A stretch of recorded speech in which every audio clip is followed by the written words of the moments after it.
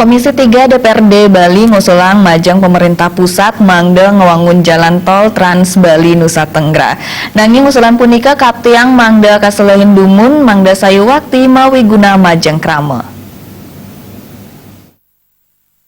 Usulan punika nanin kebausang Ketua Komisi 3 DPRD Bali nengah tambe.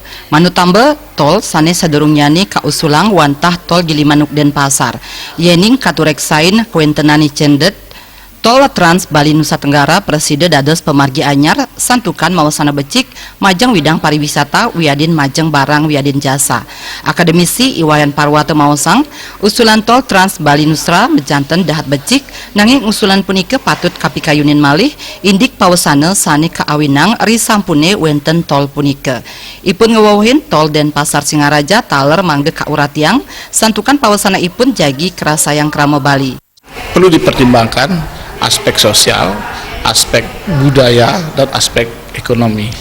Itu yang paling perlu kita perhatikan, sehingga akses yang menuju antar pulau itu tidak masalah lagi. Kita waktu dan sebagainya kita tidak masalah kan, waktu terus aktivitas kita lebih cepat kan begitu.